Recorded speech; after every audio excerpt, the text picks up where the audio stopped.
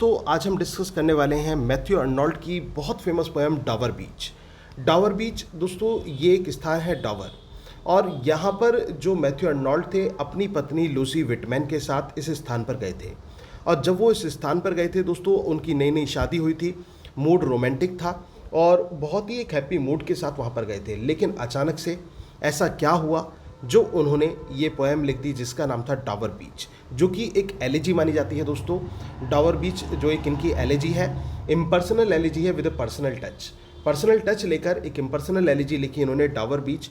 और इसमें उन्होंने क्या सुना था, समुद्र में जो पेबल्स होते हैं दोस्तों उनकी आवाज़ सुनी थी, और उनकी आवाज़ों में उनको एक दर्द दिखाई पड़ा, और वो जो दर्द था उस दर्द ने उनको याद दिलाया जो मानव जीवन के में कष्ट रहता है, मानव जीवन का जो दर्द रहता है, वो दर्द, उस दर्द ने उनको याद दिलाया। तो उसको देखकर उनके दिमाग में एक पेन क्रिएट हुआ। तो ऐसी एलिजी दोस्तों उन्होंने लिखी डावर बीच। और इसके साथ साथ दोस्तों उन्होंने एक दृश्य देखा था, और दृश्य क्या देखा, अपनी खिड़की से जहाँ पर होटल में वो रुके हुए थे, उस होटल से जो समुद्र का सुंदर दृश्य था, ये नज़ारा वो देखा जा सकता था। अब उन्होंने ये दृश्य देखा, उन्होंने समुद्र की लहरों को देखा। जो पहली लहर थी वो एक लंबी आई, फिर दूसरी छोटी हो गई, फिर उससे छोटी हो गई। उनको लगा कि कहीं ना कहीं ये जो समुद्र है ये घट रहा है। अगर जो इसका मतलब समुद्र घट रहा है तो किस चीज़ का लॉस है, तो उनको लगा ये तो लॉस है किसका,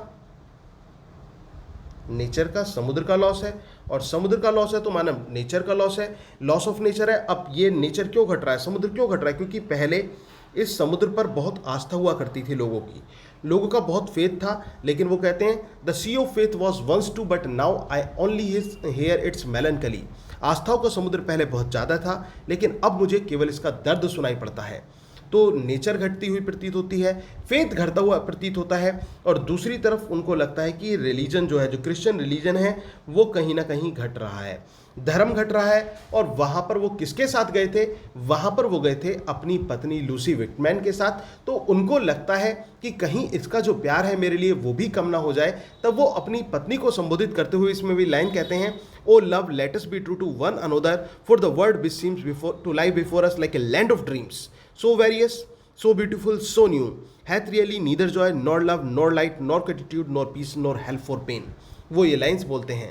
तो वास्तव में जीवन ऐसा ही है, हमें लगता है कि बहुत सुंदर है, लेकिन वो दुनिया जो सुंदर हमें दूर से दिखती है वो वास्तव में सुंदर नहीं होती है।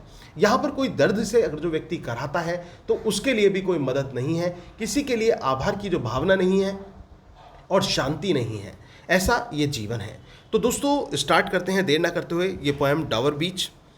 तो डावर बीच में मैथ्यू अर्नोल्ड क्या कहते हैं, the sea is calm tonight, समुद्र जो है आज की रात शांत है। The tide is full, the moon lies fair, और जो ज्वार है वो पूरे आवेश पर है, और जो चंद्रमा है वो बहुत सुंदर दिखाई पड़ रहा है। Upon the state on the French coast the light gleams and again the cliffs of England stand, और जो वो ये कहता है फ्रांसीसी चट्टानों से एक प्रकाश आ रहा है, और इसके साथ साथ जो इंग्लैंड की भव्य इमारतें हैं वो भी चमकती हुई प्रतीत हो रही हैं। अब इसके बाद वो क्या कहते हैं, gleams and is gone the cliffs of glimmering and vast out in tranquil bay, और किस प्रकार से लग रही हैं, वो बहुत ज़्यादा विशाल रूप में दिखाई पड़ रही हैं, और वो प्रकाश कभी आता है और कभी चला जाता है। और वहाँ पर वो किसके साथ गए हुए हैं, अपनी पत्नी के साथ। तो क्या कहते हैं, come to the window sweet is the night air, कि खिड़की पर आओ प्रिय, जो रात है आज की बहुत मधुर है। Only from the long line of spray where the sea meets from the moon blanched लैस। देखिए कितना सुंदर दृश्य दिखाई पड़ रहा है कि जो चंद्रमा है, चंद्रमा का मिलन किससे हो रहा है, चंद्रमा का मिलन हो रहा है समुद्र से। और क्या कहते हैं, listen you hear the grating roar of pebbles which the waves draw back and fling. अब यहां पर मूड चेंज होता चला जाएगा दोस्तों। अब वो ये कहते हैं, क्या तुम्हें भी ये जो समुद्री कंकड़ों की आवाज है वो सुनाई पड़ रही है, जिनको लहरें जो हैं अपनी तरफ खींच कर ले जा रही हैं, क्या वो आवाज तुम्हें सुनाई पड़ रही है। तो वो ये कहते हैं, Sophocles long ago heard it on Aegean. दोस्तों सोफोक्लीज आप जानते हैं यूनान के एक दार्शनिक रहे हैं, और वो ये कहते हैं सोफोक्लीज ने इस आवाज को सुना था। और कहाँ सुना था, क्वेश्चन भी इंपॉर्टेंट है, एग्जाम में आ सकता है। एजियन आइलैंड, जो एजियन आइलैंड था, उस एजियन आइलैंड पर सोफोक्लीज ने कभी इस आवाज को सुना था। And it brought into his mind the turbid ebb and flow of human misery. और ये चीज उसके दिमाग में मानव जीवन का जो कष्ट है, मानव जीवन का जो उतार चढ़ाव है, वो लेकर आई थी। We find also in the sound a thought hearing it by the distant northern C.